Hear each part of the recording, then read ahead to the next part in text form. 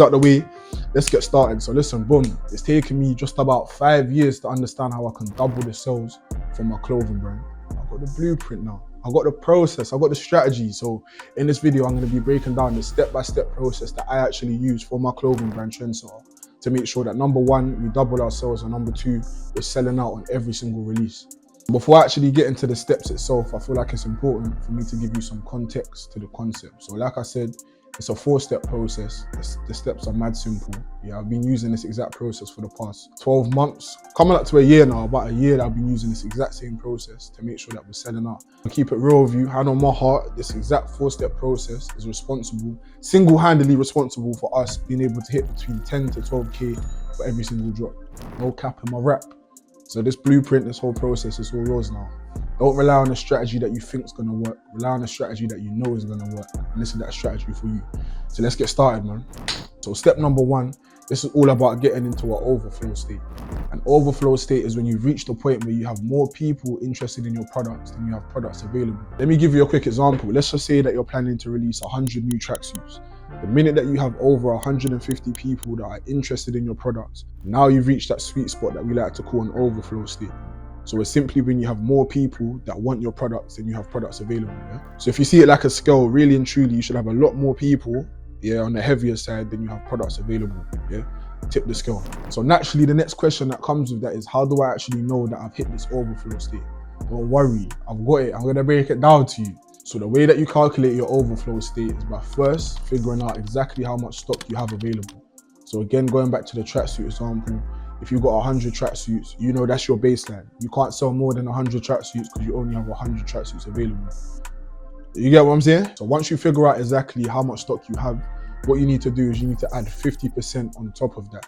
Now you're at the number of 150. So your number, your overflow state number is 150. You need to make sure you have 150 people that have signaled the level of interest in your products to make sure that you've reached this beautiful state, which we like to call the overflow state. Now, obviously what comes with that, if you have 150 people wanting to purchase your new tracksuit, your new product, but you only have 100 available, there's gonna be some people that aren't gonna be able to get access to your product. There's gonna be some people that miss out, right? And that's fine. I see a lot of clothing brand owners feeling anxious about that or thinking that they're leaving money on the table. But you need to understand is that you can't cater for everyone. You need to cater for your people and your people only. Getting into this overflow state that we're talking about is so important because it gives you a superpower. Yeah, a superpower that I like to call with or without you energy.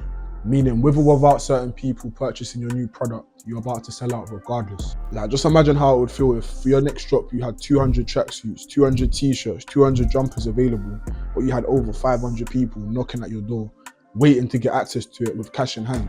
Different type of feeling. Alright, boom, so that's the first step, actually figuring out what your overflow state is. The next 3 steps, we're going to be breaking down how you can actually get into this overflow state where you have more people interested in your products than you even have products available. Alright, so step number 2 is time to tease your audience a little bit. This is something that I like to call a teaser drop. And this is where you give your audience a sneak peek into what's to come. You gotta give them a little taster, man. You gotta give them a little taste test. Like, you know, when you go to your local shopping center, Westfield or whatever the case may be, and they've got those little concessions where they're giving out testers, whether that's perfume or they have like little pretzels that they're walking around with, and you can have a taster of what they actually offer. This is what you need to do with your clothing brand, yeah? Following the exact same concept. So the way that we do it at Trendsetter is we make sure that the first time that someone sees a new product is on a familiar face, a popular figure, a celebrity. The first moment that our audience actually see a new product, it could be a new jacket, a new tracksuit, we're gonna make sure that we're finding someone that actually aligns with this product. So prime example, our last drop at Trendsetter was the Flash It Only t-shirts. We dropped 2 new colorways and a lot of people were asking for these t-shirts back.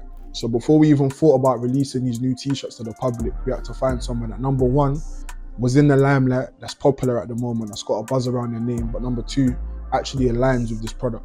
So we called on my guy Ugly Ants, 2C from Supersoul. A lot of you probably know him by that, but me and Andy's been locked in for a few years now. We actually put together a whole campaign video with Andy. I'm gonna leave a little snippet right here. Yeah. Use that. Hey, how you get that? Wait, whoa. I get out the road, man. What's the matter with you? What's wrong with these youths, bro? Nah. The video was crazy, I'm not even gonna lie to you. I even got a little cameo in it. But yeah, this video was the first time that our audience actually got to see what new t-shirts we're gonna be releasing. So now, not only did they see a popular figure, a celebrity, a familiar face wearing our brand, but they're also seeing them wear our brand with a new product that they've never even seen before.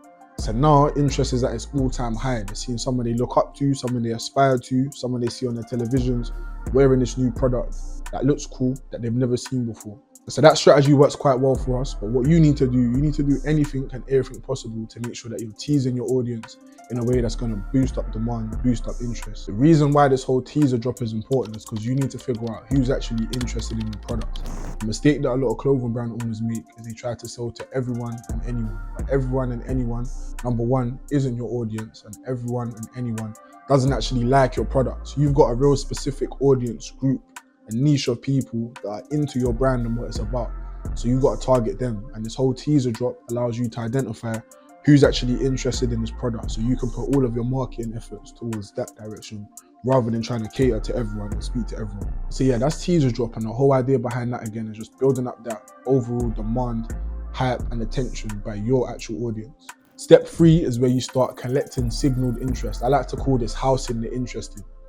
This is where you go out there and you start gathering all of the people that have shown a level of interest in your new release. So after your teaser drop, after your post with your popular figure, your familiar face, you're gonna have a lot of your audience reaching out to you, showing a level of interest. So this can be in the form of a direct message on Instagram, TikTok, Facebook, Snapchat, whatever you use.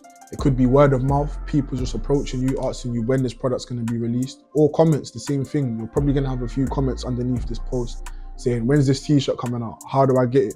And this is exactly what you want. All of these people, and I mean every single one, that have signaled a level of interest in this product, it's your job to group them all together. You need to put them into one place at one time. And you want to keep on repeating this process until you reach that overflow state that we was discussing right at the start of this video, where you have a lot more people, 50% more people to be exact, interested in your products than you have products available. Keep on building up those numbers. So yeah, you just got to keep on funneling all of these people that have shown interest in your products into this community. Now this community could be on WhatsApp, Telegram, Instagram broadcast. Me personally, I prefer to use WhatsApp. I feel like it's more of a direct way to communicate with people. But to be honest with you, you can use whatever platform you feel like works for you and your brand the best. Just imagine this, you've got a group of people that all have the shared interest, the shared idea of actually purchasing your product.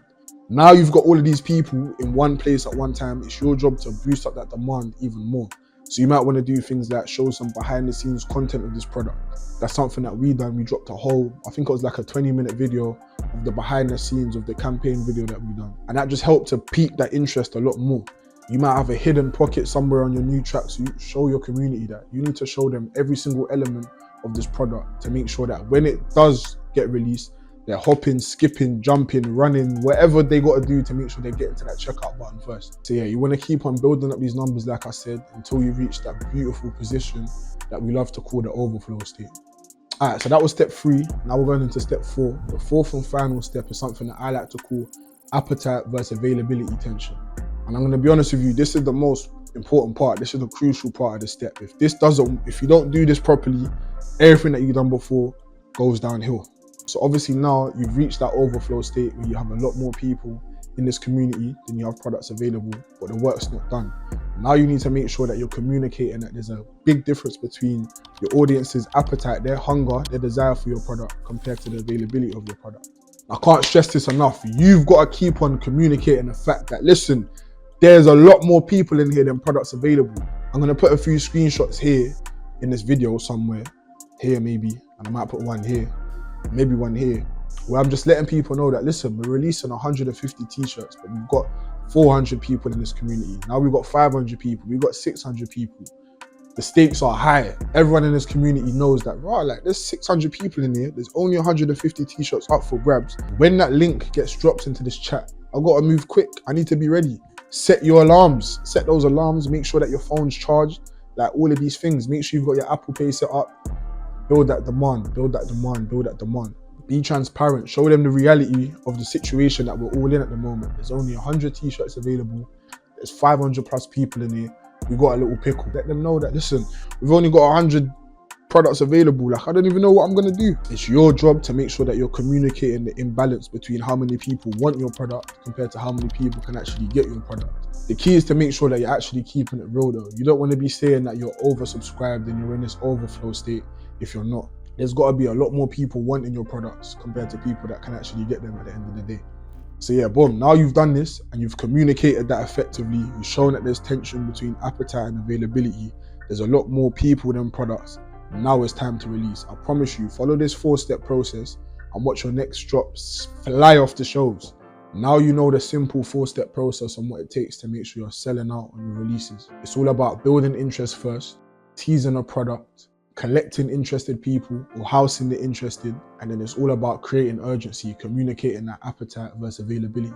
But listen, if you want to dive deeper into this strategy, I break down this whole concept in my new book called Plug and Profit. I've broken this concept down in a lot more detail.